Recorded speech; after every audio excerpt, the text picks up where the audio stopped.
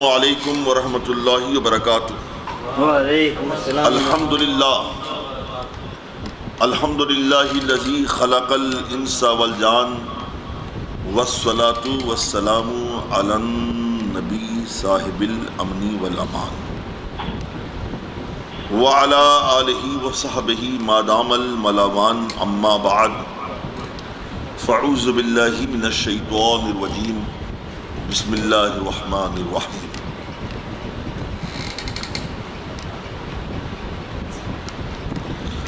حدثنا ابو الولید قال حدثنا شعبۃ قال اخبرنی عبد اللہ بن جبر قال سمعت انس بن مالک عن النبی صلی اللہ تعالی علیہ وآلہ وسلم قال آیۃ الایمان حب الانصار وآیۃ النفاق بغض الانصار، صدق رسول اللہ صلی اللہ تعالی علیہ وآلہ وسلم۔ آئیے سب سے پہلے ہم اور آپ حضور اکرم نور مجسم فخر آدم و بنی آدم خلیفۃ اللہ اعظم سید المرسلین خاتم النبیین شفیع المذنبین طٰہٰ و یاسین رحمت للعالمین، انیس بے کساں چارہ ساز درد منداں، بے کسوں کے کس بے بسوں کے بس، روحی فدا جناب محمد رسول اللہ صلی اللہ تعالی علیہ وآلہ وسلم کی بارگاہ بے کس پناہ میں درود پاک کی حسین سے حسین تر ڈالیاں پیش کریں۔ پڑھیں بآواز بلند اللہم صلی علی سیدنا مولانا مأوانا ملجانا محمد وعلی آلہ واصحابہ وبارک وسلم، صلاۃ و سلاما علیک یا سیدی یا رسول اللہ صلی اللہ تعالی علیک وعلی آلہ وسلم۔ ماہ رمضان مبارک کی وجہ سے پورا مہینہ درس کی ہماری محفلیں موقوف رہیں۔ آج بعد ماہ رمضان درس بخاری شریف کی پہلی محفل ہے۔ ہم نے آپ کے سامنے حدیث پاک کی تلاوت کی ہے، آپ کے سامنے بورڈ پر بھی حدیث پاک لکھی گئی ہے، آپ وہاں اپنی نگاہیں مرکوز کریں، حدیث پاک کے الفاظ سماعت فرمائیں۔ حدثنا ابو الولید، ابو الولید نے ہم سے حدیث بیان کی۔ یہ کون بول رہے ہیں؟ امام بخاری بول رہے ہیں۔ امام بخاری فرماتے ہیں حدثنا ابو الولید، کہ ہم سے جناب ابو الولید نے حدیث بیان کی۔ قال، جناب ابو الولید نے کہا کہ حدثنا شعبہ، ہم سے جناب شعبہ نے حدیث بیان کی۔ قال، جناب شعبہ نے کہا اخبرنی عبد اللہ ابن جبر، جناب شعبہ فرماتے ہیں کہ ہمیں خبر دی، یہ حدیث بیان کی جناب عبداللہ بن جبر نے، اور جناب عبداللہ بن جبر فرماتے ہیں سمعت انس بن مالک، اور میں نے حضرت انس بن مالک رضی اللہ تعالی عنہ سے سنا، اور انہوں نے سماعت کی عن النبی، نبی کریم صلی اللہ تعالی علیہ وسلم سے۔ قال، تو نبی پاک صلی اللہ علیہ وسلم ارشاد فرمایا۔ اب یہاں سے ارشاد رسول پاک صلی اللہ علیہ وسلم کا آغاز ہو رہا ہے۔ سرکار ابد قرار صلی اللہ علیہ وسلم نے ارشاد کیا فرمایا؟ آیت الایمان حب الانصار، ایمان کی علامت انصار کی محبت ہے۔ انصار سے محبت کرنا ایمان کی علامت ہے، ایمان کی پہچان ہے۔ وآیت النفاق بغض الانصار، اور انصار سے بغض رکھنا یہ نفاق کی پہچان ہے۔ آپ حدیث پاک کا ترجمہ سماعت فرمایا، بڑے آسان الفاظ ہیں، آیت کا معنی علامت کے ہے، پہچان کے ہے۔ تو میرے آقا ارشاد فرماتے ہیں صلی اللہ علیہ وسلم کہ ایمان کی علامت انصار سے محبت ہے۔ حب کہتے ہیں محبت کو۔ انصار دراصل یہ ناصر کی جمع ہے۔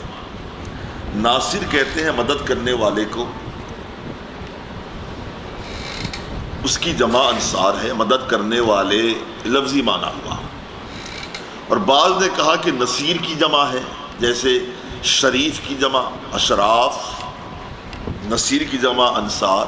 تو خواہ نصیر ہو کہ ناصر ہو، دونوں کا معنی ایک ہے، فرق یہ ہے ناصر اس میں فاعل کا صیغہ ہے اور نصیر صفت مشبہ کا صیغہ ہے، مگر دونوں کا معنی ایک ہے، مدد کرنے والا۔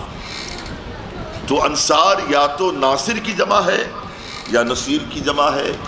انصار کا معنی کیا؟ مدد کرنے والے۔ انصار سے مراد کون ہیں؟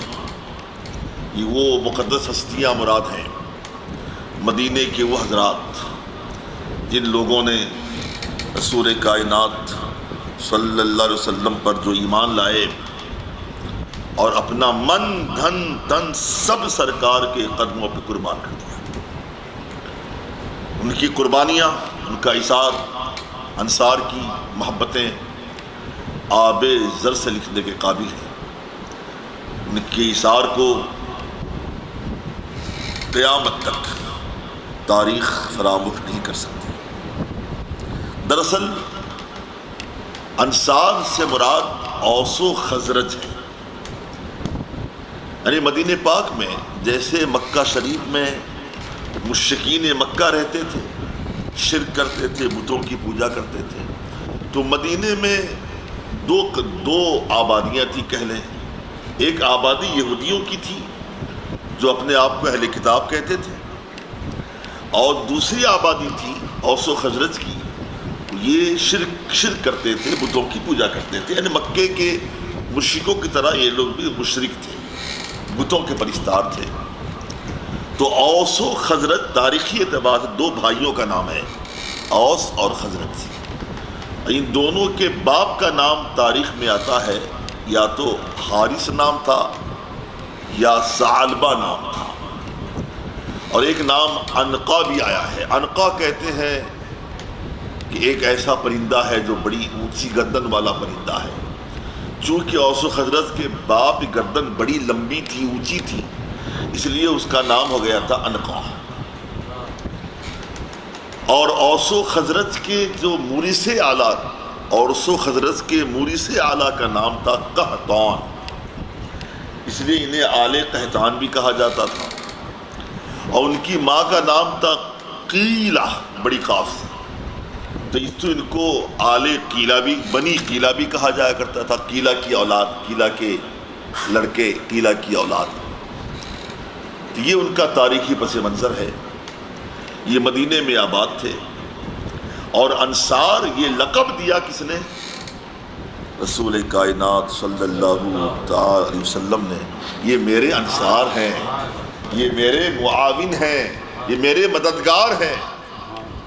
آپ کو یاد ہوگا قرآن پاک میں حضرت عیسیٰ علیہ السلام نے ایک آواز دی تھی کہ میرے انصار کون ہیں، من انصاری، ہے نا؟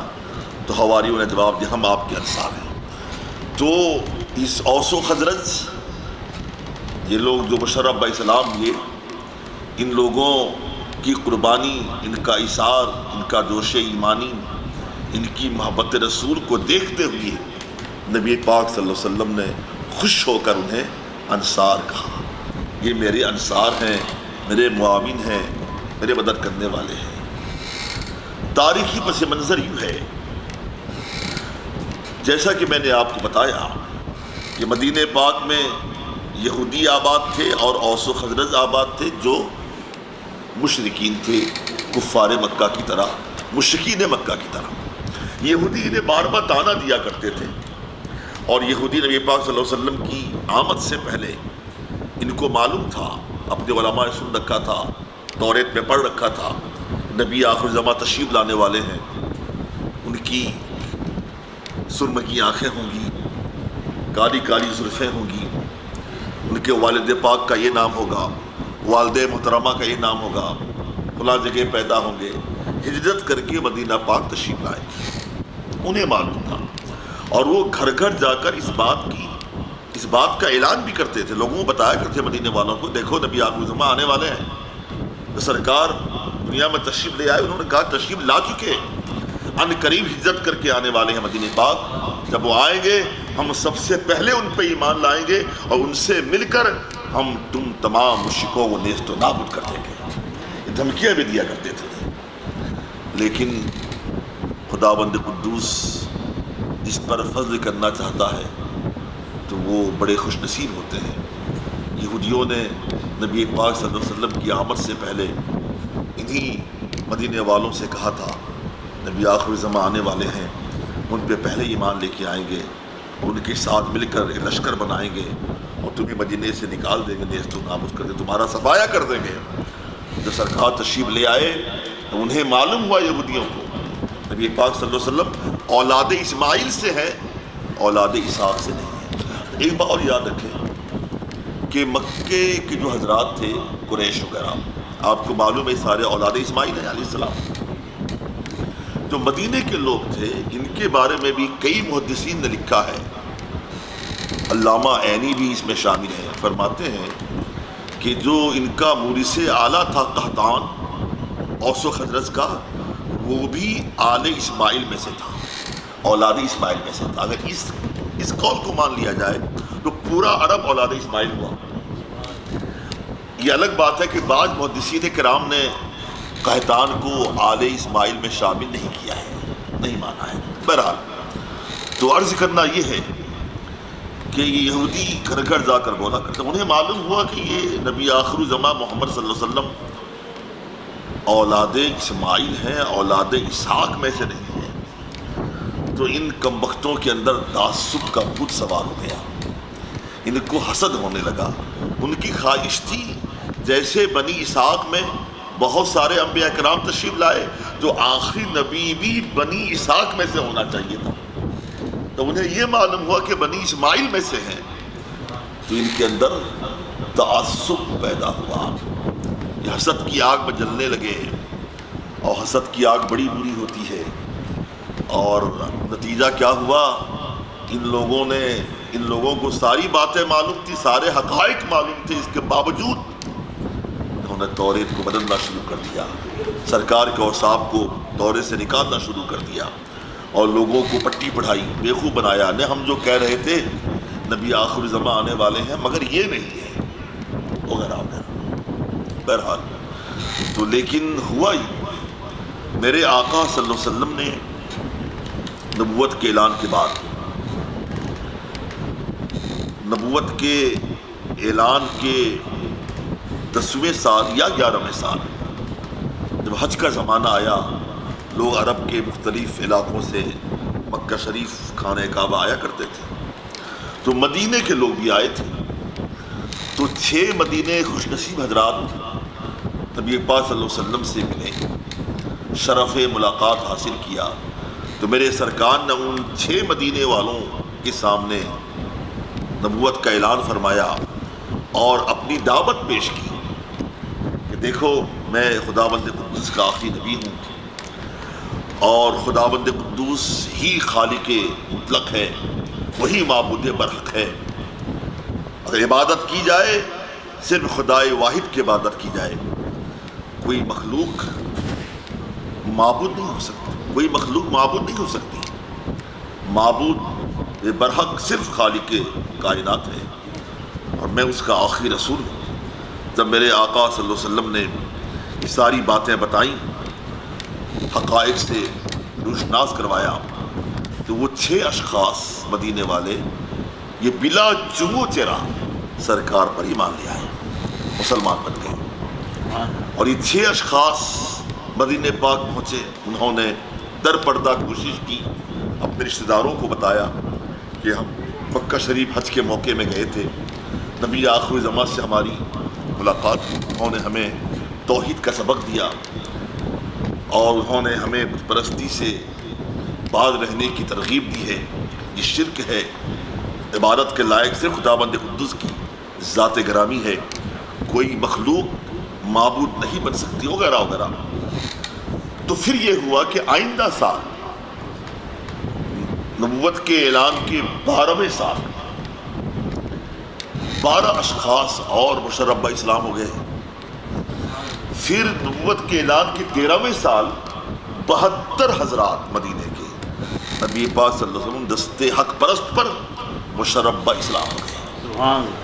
پھر یہ 72 اشخاص نے مدینے میں جا کر بحمدہ تعالی اسلام میں خوب تبلیغ کی، رفتہ رفتہ دیوانگان مصطفیٰ کا تاتا بنتا چلا گیا، ازدحام میں کثیر ہونے لگا مسلمانوں کا۔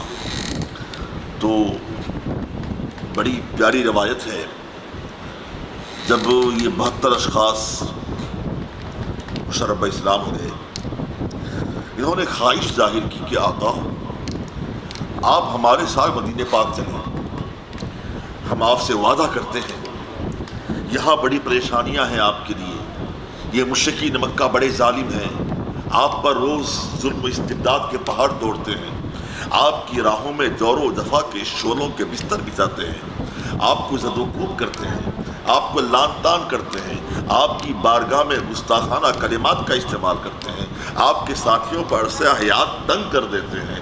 آقا ایسا کریں، ہماری خواہش ہے، ہماری آرزو ہے، ہماری تمنا ہے، اب ہمارے ساتھ مدینہ پاک چلیں، ہم آپ سے وعدہ کرتے ہیں کہ کسی مائی کے لال میں ہمت نہیں کہ ہمارے رہتے ہوئے کوئی آپ پر آنچ بھی لا سکے۔ معلوم ہے ایسے موقع پر حضرت عباس میرے سرکار کے پیارے چچا ہیں، آپ بھی صحابی رسول ہیں الحمدللہ۔ آپ نے کہا کیسی باتیں کر رہے ہو، تم کہہ رہے ہو نبی پاک صلی اللہ علیہ وسلم ساتھ لے جاؤ گے، ایسا نہ ہو وہاں جانے کے بعد جب مخالفین کا زور بڑھے، دشمنان اسلام کا زور بڑھے، ایسا نہ ہو تم ان کے روب میں آ کر، دبدبے میں آ کر، ایسا نہ ہو تم ہمارے نبی کا ساتھ چھوڑ دو، سوچ سمجھ کے خواہش کا اظہار کرو، سوچ سمجھ کے وعدہ کرو۔ اتنا سننا تھا۔ حضرت برا بن عازب فرمانے لگے کہ حضرت عباس آپ کو نہیں پتا ہم تلواروں کی گود میں پلے ہوئے ہیں، کسی مائی کے لال میں ہمت نہیں کہ آنکھ بھر سرکار کو دیکھ لے، اگر کسی نے بھی ذرہ برابر بھی گزن پہنچانے کی کوشش کی، ہم تلواروں کی گود میں پلے ہوئے ہیں، میٹ کا جواب پتھر سے دیں گے، ہم دشمنوں کو نیست و نابود کریں گے۔ اور ایسے موقع پر حضرت ابو الہیثم نے بڑی پیاری سی بات کہی، انہوں نے کہا آقا صلی اللہ علیہ وسلم ہماری تو خواہش ہے کہ آپ مدینہ پاک چلیں، اور ہمیں اس بات کا یقین ہے آپ ہماری خواہش کو ٹھکرائیں گے نہیں، آپ تشریف لائیں گے، مگر ایک بات کا ہمیں ڈر ہے، اور اس بات کا ہم نے وعدہ بھی کیا ہے کہ جب تک ہماری سانس چلتی رہے گی، جب تک ہماری زندگی ہماری رواں دواں رہے گی، جب تک ہمارے جسم کے خون کا آخری قطرہ موجود رہے گا، یہ ہمارا بھرپور وعدہ ہے، ہم آپ پر آنچ آنے نہیں دیں گے۔ مگر آقا ایک بات کا ہمیں ڈر لگ رہا ہے، جب مسلمان زیادہ ہو جائیں گے، لوگ آپ پر ایمان لے کے آئیں گے، تعداد مسلمانوں کی بڑھ جائے گی، آپ کے غلاموں کی تعداد میں اضافہ ہو جائے گا، ایسا نہ ہو کہ آپ ہمیں چھوڑ دیں، آپ مدینے والوں کو چھوڑ دیں، آپ مدینہ منورہ چھوڑ دیں۔ آقا اگر ایسا ہوا ہم آپ کا فراق برداشت نہیں کر پائیں گے، آپ کی جدائی ہمارے لیے جاگسل ہو جائے گی، آپ کی جدائی ہمارے لیے قابل برداشت نہیں ہوگی، آپ کی جدائی ہمارے لیے ازبام ہو جائے گی۔ آقا آپ کی جدائی ہمارے صبر و تحمل کہ ہم آپ کی جدائی قطعی طور پہ برداشت نہیں کر پائیں گے، ایسا نہ ہو کہ آپ ہمیں چھوڑ دیں۔ تو ایسے موقع پر ہمارے آقا صلی اللہ علیہ وسلم نے جواب دیا تھا، وہ سننے کے لائق ہے۔ آپ نے فرمایا میرے انصار، میرے مددگاروں، میرے حامیوں، میرے ناصروں، ایسا مت سوچو محمد بن عبداللہ صلی اللہ علیہ وسلم اس بات کا تمہیں اس بات کا اعلان کرتا ہے تمہارے سامنے اور تمہیں یقین دہانی کرتا ہے کہ جینا مرنا تمہارے ساتھ رہے گا، میں تمہارے ساتھ ہی رہوں گا، حیات ظاہری میں بھی رہوں گا اور بعد میں بھی میں تمہارے ساتھ رہوں گا۔ اور ایک موقع وہ آیا جنگ بدر کے موقع پر، اصل میں مدینے والوں سرکار نے یہ فرمایا تھا کہ ہم مدینے سے باہر جنگ میں نہیں جائیں گے، ٹھیک ہے؟ اگر کفار مکہ نے مدینے پہ اٹیک کیا، ہم مدینے پر رہ کر دفاع کریں گے، ہم مدینے کے باہر نہیں جانا ہے جنگ کرنے کے لیے۔ مگر بدر کا معاملہ کیا ہوا کہ بدر مکہ المکرمہ مدینہ منورہ کے درمیان میں واقع ہے، یا کچھ میلوں کا فاصلہ ہے۔ اب صورتحال ایسی پیدا ہو گئی کہ بدر میں جنگ ہوگی اور سرکار نے فرمایا تھا انصار سے کہ ہم مدینے سے باہر جنگ نہیں کریں گے، دفاع کریں گے مدینے میں رہ کر۔ اب یہاں مدینے سے باہر جانے کا معاملہ تھا، صورتحال ایسی ہو گئی تھی جانا ہی جانا ہے، اسلام کی بقا کے لیے، اسلام کی صیانت کے لیے، اسلام کی اشاعت کے لیے، اسلام کے تحفظ کے لیے، مسلمانوں کے تحفظ کے لیے۔ تو میرے سرکار صلی اللہ علیہ وسلم نے صحابہ کو بلایا، مہاجرین بھی ہیں، انصار صحابہ بھی ہیں۔ میرے سرکار خاموش ہیں اور سرکار دیکھ رہے ہیں انصار صحابہ کو۔ ان سے میں نے تو کہہ رکھا تھا مدینے کے باہر نہیں جانا ہے، اور مدینے کے باہر جانے کی بات میں کیسے بولوں مدینے کے باہر چلو تو؟ ابھی سرکار خاموش ہی تھے۔ سرکار کے دیوانے انصار نے جان لیا سرکار کہنا کیا چاہ رہے ہیں۔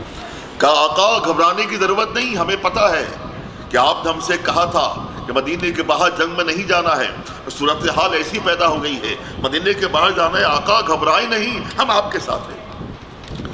اور حضرت سعد بن معاذ نے غالباً جو اوس کے سردار تھے انہوں نے فرمایا تھا آقا صلی اللہ علیہ وسلم آپ یقین جانیں ہم قوم موسیٰ نہیں ہیں، ہم موسیٰ علیہ السلام کے ماننے والے نہیں ہیں کہ یوں کہتے اپنے پیغمبر سے موسیٰ تم جاؤ اپنے خدا کے ساتھ جا کے جنگ کرو، ہم تو تماشا بھی رہیں گے، ہم گھروں پہ بیٹھے رہیں گے، ہم تمہارے ساتھ نہیں جانے والے آقا، ہم امت موسیٰ نہیں، ہم آپ کی امت ہیں، ہم آپ کے غلام ہیں، آقا حکم ہو جائے یہ جنگ کیا ہے، آپ چاہیں حکم فرمائیں، ابرو کا اشارہ فرمائیں، ہم پہاڑوں سے کود جائیں گے، ہم سمندر میں کود جائیں گے، اپنی جانیں قدموں پہ قربان کر دیں گے۔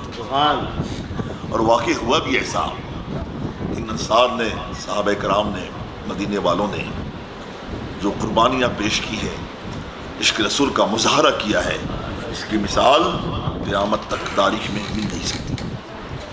اور ایک اور موقع آیا، نبی پاک صلی اللہ علیہ وسلم نے انصار سے اپنی محبت کا اظہار کیا تھا۔ یہ موقع تھا جناب علی، یہ فتح مکہ کے بعد جب مکہ فتح ہو گیا، الحمدللہ ان کافروں کو قطعی طور پہ امید نہیں تھی کہ مکہ فتح ہوگا مسلمانوں کے ہاتھ۔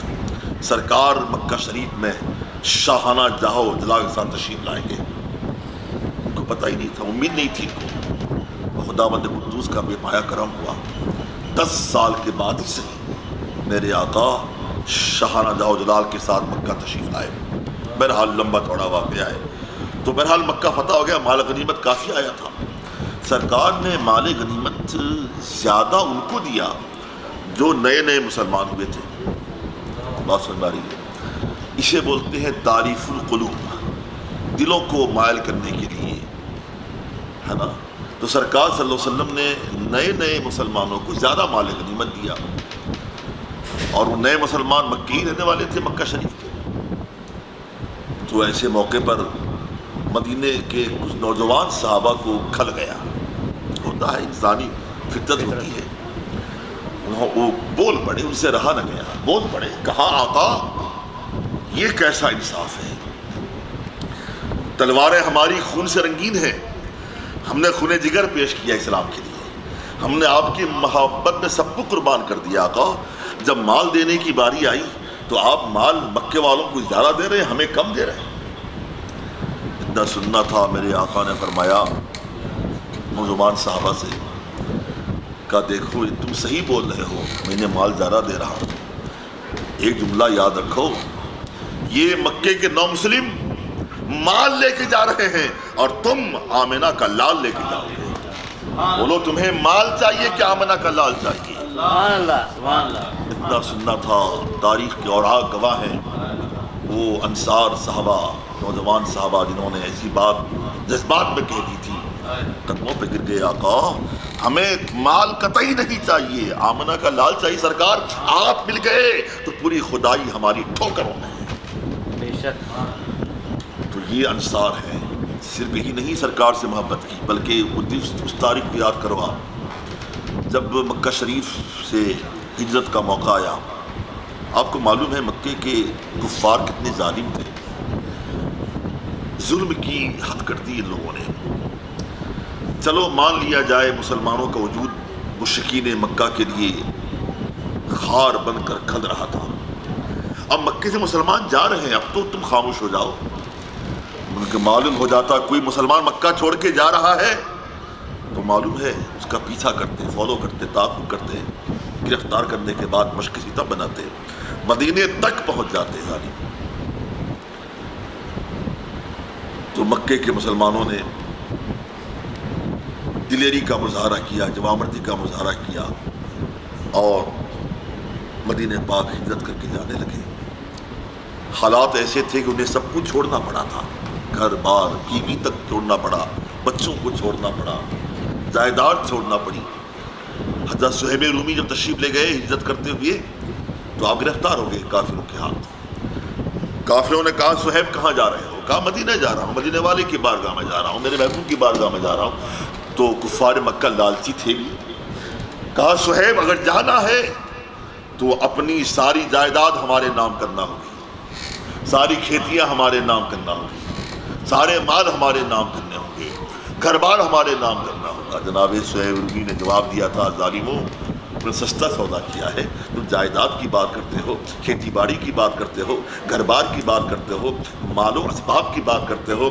ارے سنو صہیب پوری کائنات دے سکتا ہے عشق رسول کے لیے، پوری کائنات دے سکتا ہے محبت رسول کے لیے، پوری کائنات دے سکتا ہے غلامی رسول کے لیے. جاؤ جائیداد میری سب تمہاری ہے، میرا سارا مال تمہارا ہے، مجھے آمنہ کے لال کے پاس جانے دو، سرکار کی بارگاہ میں پہنچنے دو. مہاجرین مکہ شریف سے مدینہ پاک تو پہنچ گئے، سب کچھ چھوڑ کے آئے تھے، جائیداد مال، یہاں تک کہ بیوی چھوڑ کے آ گئے. میرے آقا نے دیکھا کہ میرے مہاجر صحابہ سب چھوڑ کے میری محبت میں آئے ہیں. میرے آقا نے مہاجر صحابہ دلجوئی کے لیے، تسلی کے لیے آپ نے مواخات قائم کی. مواخات کہتے ہیں بھائی بھائی بنانا، بھائی چارگی، بھائی بھائی بنانا. تو میرے سرکار صلی اللہ علیہ وسلم نے یوں کیا، ایک مہاجر صحابی کو لیا، ایک انصار صحابی کو لیا، تم دونوں بھائی. پھر ایک مہاجر صحابی لیا، انصار سے، تم دونوں بھائی. آپ کو پتا ہے سرکار نے بھائی بھائی تو بنا دیا. انصار صحابہ کرام کا اشار دیکھو، جذبہ قربانی دیکھو. جو انصار صحابی جس ان کے جو مہاجر صحابی انصار صحابی کے بھائی بنے تھے، انہوں نے کیا کیا پتا ہے؟ اپنے مہاجر بھائی کو گھر لے گئے، کہا دیکھو میری پراپرٹی اتنی ہے، کھیتیاں اتنی ہیں، دکانیں اتنی ہیں، مال اتنا ہے، پیسے اتنے ہیں، تم میرے بھائی ہو، سرکار نے تمہیں ہمارا بھائی بنایا ہے، سارے مال تمہارے سامنے موجود ہیں، اس میں سے آدھا تم لو آدھا ہم لو، نصف کر لیتے ہیں. صرف یہی نہیں، جس مہاجر صحابی کی بیوی نہ تھی، اس انصار صحابی 2 بیویاں تھیں، انہوں نے کہا تم میرے بھائی ہو اور تمہیں بھائی رسول پاک نے بنایا ہے. 2 بیویاں میری ہیں، 2 کو میں سامنے لے کے آ رہا ہوں، کسی ایک کو پسند کر لو، جسے پسند کر لو گے میں اسے طلاق دے دوں گا، بعد عدت تم اس سے نکاح کر لینا. یہ جذبہ ایثار تھا انصار صحابہ کرام کا. ظاہر سی بات ہے، یہی وجہ ہے حدیث پاک میرے آقا فرماتے ہیں آیت الایمان، ایمان کی پہچان کیا ہے؟ حب الانصار، انصار سے محبت کرنا. وآیت النفاق بغض الانصار، اور نفاق کی پہچان ہے انصار سے بغض رکھنا، انصار سے تعصب رکھنا، انصار سے دشمنی رکھنا، محبت انصار ایمان کی علامت ہے۔ اس کا مطلب یہ ہے، اس کے دو مفہوم نکلتے ہیں۔ ایک تو یہ ہے، اگر کوئی انصار کو اس حیثیت سے ان سے بغض رکھے کہ انصار ہیں، جو سرکار کی مدد کی ہے، اسلام کی مدد کی ہے، مہاجر صحابہ کی مدد کی ہے، اس نیت سے اگر دشمنی رکھتا ہے تو پھر وہ کافر و مرتد ہے نا۔ اور اگر اس بنیاد پہ نہیں بلکہ انصار سے وہ بغض رکھتا ہے تو پھر کفر نہیں تو نفاق ضرور ہے۔ ایسا شخص منافق ہے، یہ نفاق کی پہچان ہے۔ تو انصار سے محبت کرنا ایمان کی علامت ہے، اور ان سے بغض رکھنا یہ نفاق کی علامت ہے۔ بھلا انصار کی محبت علامت ایمان قرار کیوں نہیں دی جائے؟ ان انصار نے اپنا سب کچھ سرکار کی بارگاہ میں قربان کر دیا۔ یہی یہودی تھے جن لوگوں نے بڑے بڑے ظلم اٹھائے انصار صحابہ پر، لیکن انصار صحابہ ایسے عشاق رسول تھے، دیوانے مصطفیٰ تھے، ان کے پائے استقلال میں حرف تک نہیں آیا، لغزش تک نہیں آئی۔ سرکار کی محبت میں یقین جانیے کوہ گرا بن کے ڈٹے رہے، جبل بن کے ڈٹے رہے، جبل استقامت بن کے ڈٹے رہے، اور یہودیوں کو بتا دیا کہ ہم نے جو عشق رسول کا جام پیا ہے، اس جام کا اثر تمہارا ظلم اثر کو مٹا نہیں سکتا ہے، تم ظلم پہ ظلم ڈھاتے چلے جاؤ اور ہمارا عشق رسول بڑھتا چلا جائے گا۔ انصار صحابہ نے ثابت کر دکھایا ہے، ہر موڑ پر نبی پاک صلی اللہ علیہ وسلم کا ساتھ دیا ہے، ہر موقع پر ساتھ دیا ہے، خواہ وہ جنگ بدر ہو، خواہ وہ جنگ احد ہو، خواہ وہ جنگ حنین ہو، خواہ وہ جنگ خیبر ہو، کیسا ہی موقع آئے انصار صحابہ نے من دھن تن سب سرکار کی بارگاہ میں قربان کر کے عشق رسول کا جو ثبوت فراہم کیا ہے۔ آج بھی ان کے عشق رسول، ان کا عشق رسول تاریخ کے اوراق میں ثبت و نمایاں ہے، اسے تاریخ کبھی فراموش کر نہیں سکتی ہے۔ لہذا میرے سرکار صلی اللہ علیہ وسلم فرمان بالکل برحق ہے، اور جیسے ہم انگریزی میں بولتے ہیں دے ڈیزرو اٹ، وہ ڈیزرو کرتے ہیں انصار، ان کی محبت ایمان کی علامت قرار دی جائے اور ان کے بغض کو نفاق کی علامت قرار، وہ ڈیزرو کرتے ہیں، ان کی قربانیاں ہی ایسی ہیں، ان کے جوش ایمانی ہی ایسا رہا ہے، ان کی محبتیں ہی ایسی رہی ہیں۔ صرف یہی نہیں محترم، آپ کو معلوم ہے یہ مدینے والے صحابہ کرام انصار صحابہ میرے آقا صلی اللہ علیہ وسلم کے کیسے دیوانے تھے۔ یہی اوس و خزرج دو بھائی تھے نا، میں نے بتایا آپ کو، دو قبیلے تھے، اوس کا قبیلہ تھا اور خزرج کا قبیلہ تھا۔ تاریخ کا اوراق الٹی آپ کو معلوم ہوگا، ان دونوں قبیلوں میں اس قدر زبکلش تھی، اس قدر ہنگامہ آرائی تھی، ان کا حال یہ تھا کہ اگر اوس کے قبیلے کے کسی بندے کا اونٹ خزرج کے قبیلے کے کسی بندے کے باغ میں گھس جاتا تو اسی چھوٹی سی بات کی بنیاد پر ان میں جنگیں 40 سال تک چلتی تھی، خون خرابہ ہوتا تھا، ایک دوسرے کو مار کاٹ ڈالتے تھے، ان دونوں میں بے پناہ اشتراک تھا، بڑی جدائی تھی، بے پناہ اختلاف تھا، آپس میں لڑتے جھگڑتے تھے۔ میں قربان جائیے میرے آقا صلی اللہ علیہ وسلم پر، جب میرے آقا تشریف لائے مدینہ منورہ تو اوس و خزرج کے مابین میرے آقا صلی اللہ علیہ وسلم نے ایسی محبت کی روح پھونکی کہ اوس و خزرج ایسے بن گئے جیسے شیر و شکر ہوا کرتے ہیں۔ پھر کبھی نہیں دیکھا گیا کہ اوس و خزرج کے مابین کبھی جنگ ہوئی ہو، اختلاف ہوا ہو، لڑائی ہوئی ہو، دونوں آپس میں ایک دھاگے میں جیسے پرو دیے جاتے ہیں، شیر و شکر بن گئے اور بھائی بن کر تا دم حیات رہنے لگے۔ یہ ان کا ذوق اتباع رسول بھی ہے۔ سرکار نے فرما دیا، سرکار کے ابرو کا اشارہ پاتے ہی انصار اپنا سب کچھ قربان کر دینے کو یقین جانے اپنی زندگی کی معراج سمجھا کرتے تھے۔ یقیناً وہ ڈیزرو کرتے ہیں، تو ان کے لیے کہا سرکار، کہنے والے بھی کون ہیں؟ کس نے فرمایا؟ میرے آقا نے فرمایا صلی اللہ علیہ وسلم، آیت الایمان حب الانصار و آیت النفاق بغض الانصار۔ ایمان کی علامت انصار کی محبت ہے اور نفاق کی علامت انصار کا بغض ہے. اور میرے آقا صلی اللہ علیہ وسلم نے فرمایا تھا کہ یاد رکھو تم جو خدشہ پیش کر رہے ہو میں تمہیں چھوڑ دوں گا، ایسا نہیں ہے. جینا تمہارے ساتھ ہوگا، مرنا تمہارے ساتھ ہوگا. ہوا بھی ایسا. میرے سرکار کل بھی مدینے والوں کے ساتھ تھے، آج بھی آرام فرما رہے ہیں، تو مدینہ پاک میں آرام فرما رہے ہیں. اور جب میرے آقا تشریف لے گئے تھے مدینہ پاک، وہاں مدینہ پورے عرب میں سب سے بڑا وباؤں کا علاقہ تھا، بیماریوں کا علاقہ تھا، جہاں وبائیں پھیلتی تھیں، بیماریاں پھیلتی تھیں. لوگ اکثر مختلف بیماریوں میں مبتلا ہو کر ہلاک ہو جایا کرتے تھے. اس کا نام تھا یثرب. بیماریوں کی جگہ، وباؤں کی جگہ، بلاؤں کی جگہ. میرے سرکار صلی اللہ علیہ وسلم نے ایسی دعا فرمائی خداوند قدوس کی بارگاہ میں، مولا تعالیٰ مدینے کو دار المرض نہیں دار الامان بنا دے، دار الشفا بنا دے. یہ مدینہ دار الامان قیامت تک کے لیے بن گیا، دار الشفا بن گیا. اور میرے آقا نے فرمایا کہ میں مدینے سے محبت کرتا ہوں، مدینے والوں سے محبت کرتا ہوں. ارے میاں مدینہ تو مدینہ ہے. جب آپ پہنچو گے وہاں سرکار روضہ پاک میں، دیکھا ہوگا آپ نے، سرکار روضہ پاک سے جبل احد نظر آتا ہے، نہیں آتا نظر. تو میرے آقا جب حیات ظاہری میں تھے تو جبل احد کو دیکھتے، احد آپ کو دیکھتا. فرماتے ماں جانتے ہو احد مجھ سے محبت کرتا ہے، میں احد سے محبت کرتا ہوں. سبحان اللہ. ارے جو نبی مدینے کے جبل احد سے اتنی محبت کرتے ہوں، وہ خود بھی آپ سے محبت کرتا ہو.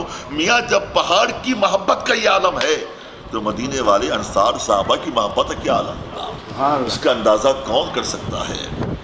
اور احد میرے سرکار صلی اللہ علیہ وسلم کا کیسا مرتبہ تھا. دیکھیے جب پہاڑ اتنی اتباع کرتا ہو تو صحابہ کرام کتنی اتباع کرتے ہوں گے. معلوم ایک بار ایسا ہوا، حدیث پاک ہے، میرے آقا صلی اللہ علیہ وسلم احد پہاڑ پہ چڑھ گئے، ٹھیک ہے، آپ کے ساتھ صدیق اکبر بھی ہیں، فاروق اعظم بھی ہیں، عثمان ذو النورین بھی ہیں. جب آپ چڑھے پہاڑ پر تو پہاڑ ہلنے لگا، پہاڑ ہلنے لگا، جنبش ہونے لگی. تو میرے آقا بایا اسبت یا احد، اے احد ٹھہر جا، کیوں ہلتا ہے؟ اس کو نہیں معلوم ہے آج تیرے اوپر ایک نبی ہے، نبی او صدیق او شہیدان. آج تیرے اوپر ایک نبی ہے، ایک صدیق ہے اور 2 شہید موجود ہیں. اتنا سننا تھا.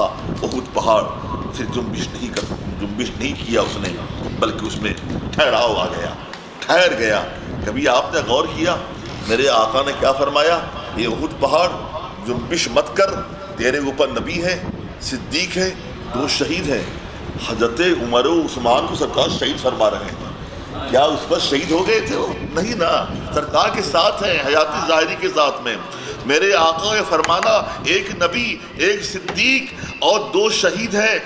جناب عمر و عثمان کو شہید کہنا اس بات کی دلیل ہے کہ میرے خداوند قدوس نے بلا شبہ میرے آقا صلی اللہ علیہ وسلم کو علم غیب عطا فرمایا تھا. نبی میرے جانتے تھے کل میرا عمر بھی شہید ہوگا، عثمان بھی شہید ہوگا.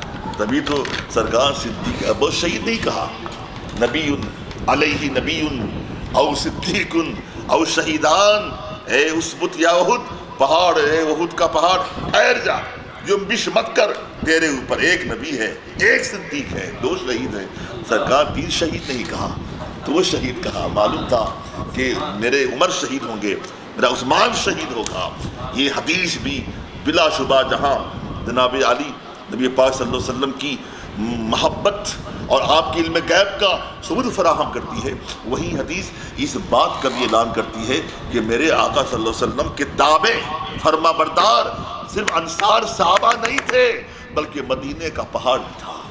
سرکار نے کہا اسبت، ثابت قدم ہو جا، ٹھہر جا. پہاڑ فوراً ٹھہر گیا. یہ میرے آقا کی شان ہے.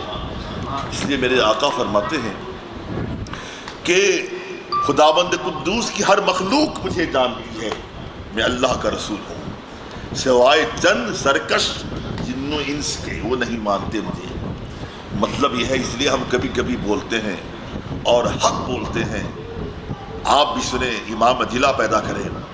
میرے آقا صلی اللہ علیہ وسلم نے نبوت کا اعلان فرمایا تو میرے سرکار پر ایمان لانے والوں کی بڑی تعداد ہے الحمدللہ. 1,24,000 سرکار کے صحابہ کرام ہیں. میرے آقا صلی اللہ علیہ وسلم پر جناب علی صدیق اکبر ایمان لائے، حضرت عمر ایمان لائے، عثمان غنی ایمان لائے، مولائے کائنات ایمان لائے، صہیب رومی ایمان لائے، بلال حبشی ایمان لائے، حضرت عبد الرحمن ابن عوف ایمان لائے، حضرت عباس ایمان لائے. تو یاد رہے ان حضرات کا ایمان لانا یہ مت سمجھنا کہ میرے آقا صلی اللہ علیہ وسلم نبوت کی انتہائی کمال ہے. میں اس لیے بولتا ہوں یہ جو ایمان لا رہے ہیں یہ زبان والے ہیں ایمان لا رہے ہیں، عقل والے ہیں ایمان لا رہے ہیں، روح والے ہیں ایمان لا رہے ہیں، جان والے ہیں ایمان لا رہے ہیں، شعور والے ہیں ایمان لا رہے ہیں، فہم و ادراک والے ہیں ایمان لا رہے ہیں، سوچ بوجھ والے ہیں ایمان لا رہے ہیں. ارے میرے آقا صلی اللہ علیہ وسلم کی نبوت کی انتہائی کمال یہ ہے جہاں میرے نبی پر زبان والے ایمان لائے، وہی میرے نبی پر بے زبان بھی ایمان لے کے آئے، میرے نبی پر بے جان بھی ایمان لے کے آئے، میرے نبی پر بے روح بھی ایمان لے کے آئے. مطلب یہ ہے یہ زبان والے ہیں، سرکار کو مانا یہ کمال تو ہے ہی، اس سے بڑھ کے کمال یہ ہے میرے آقا کو زبان والوں نے بھی مانا، بے زبانوں نے بھی مانا، جانداروں نے بھی مانا، جان والوں نے بھی مانا، بے جانوں نے بھی مانا، روح والوں نے بھی مانا، بے روحوں نے بھی مانا ہے. آپ کہو گے مولانا کیسی بات کر رہے ہو، بے زبان کیسے مانے گا، بے روح کیسے مانے گا، بے جان شے کیسے مانے گی؟ ماننے کے لیے اظہار چاہیے، ماننے کے لیے اظہار چاہیے، اظہار کے لیے زبان چاہیے. اس میں زبان نہیں اظہار کہاں سے پایا جائے گا؟ تا اظہار نہیں ماننا کیسے پایا جائے گا؟ میں اکثر بولتا ہوں میرے پیارے یہ سوال مجھ سے نہ کرو، آؤ ان بے زبانوں سے پوچھتے ہیں، ان بے جانوں سے پوچھتے ہیں، ان بے روحوں سے پوچھتے. آؤ 14ویں رات کے چاند سے پوچھو، یہ چاند تو بتا تو نے مصطفیٰ کو مانا کہ نہیں مانا؟ چاند جواب دے گا میاں ماننے کی بات کرتے ہو. اس تاریخ کو یاد کرو جب مصطفیٰ صلی اللہ علیہ وسلم نے اشارہ فرمایا تھا، ہم نے اپنے کلیجے کو چیر کے پیش کر دیا تھا، سینہ پھاڑ کے پیش کر دیا تھا. آقا ہم آپ کے ماننے والے ہیں، کہ اسے ماننا نہیں کہا جاتا ہے. آفتاب سے پوچھو آفتاب بولے گا. مقام صحابہ کو یاد کرو، مولائے کائنات کی نماز عصر قضا ہو گئی تھی، تم آقا صلی اللہ علیہ وسلم نے اشارہ فرمایا تھا، ہم ڈوب گئے تھے، پھر طلوع ہو گئے، پھر پلٹ آئے. کہ اسے ماننا نہیں کہا جاتا ہے.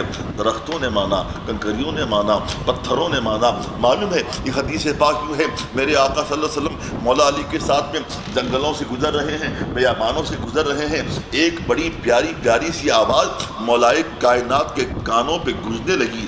آواز کیا تھی؟ الصلاۃ والسلام علیکہ یا رسول اللہ، الصلاۃ والسلام علیکہ یا نبی اللہ، الصلاۃ والسلام علیکہ یا حبیب اللہ. مولا علی سوچنے لگے یہ آواز کہاں سے آ رہی ہے؟ بڑی پیاری پیاری آواز ہے، بڑی میٹھی میٹھی آواز ہے، کانوں میں رس گھولتی ہوئی آواز ہے، بڑی میٹھی آواز ہے، بڑی شیریں آواز ہے. یہ آواز کہاں سے آ رہی ہے؟ آپ سوچنے لگے اور عرض کرنے لگے آقا ان جنگلوں میں آپ کا چاہنے والا کون ہے؟ یہاں نہ کوئی آدم ہے، نہ آدم زاد ہے، نہ کوئی آدمی ہے، نہ کوئی انسان ہے. آقا ان جنگلوں میں آپ کا چاہنے والا کون ہے؟ ان بیابانوں میں آپ کا چاہنے والا کون ہے؟ ان صحراؤں میں آپ کا چاہنے والا کون ہے؟ ان دشت میں آپ کا چاہنے والا کون ہے؟ ان سنسان علاقوں میں آپ کا چاہنے والا کون ہے؟ میرے آقا فرماتے علی ذرا اپنی نگاہ کو کھلا چٹان کی طرح مرکوز کرو. مولا کائنات کی نگاہ ایک چٹان پہ مرکوز ہو جاتی ہے. آقا فرماتے ہیں سن علی یہاں کوئی انسان نہیں ہے، یہ چٹان میری بارگاہ میں درودوں کی ڈالیاں بھی پیش کر رہا ہے اور سلاموں کے تحفے بھی گزار رہا ہے. یہ میرے آقا صلی اللہ علیہ وسلم شان ہے. آیت الایمان حب الانصار و آیت النفاق بغض الانصار. ایمان کی علامت انصار کی محبت ہے، نفاق کی پہچان انصار سے بغض ہے. اللہ ہمیں اور آپ کو انصار صحابہ کرام سے محبت کرنے کی توفیق عطا فرمائے. آمین. وما علیہ الا البلاغ المبین.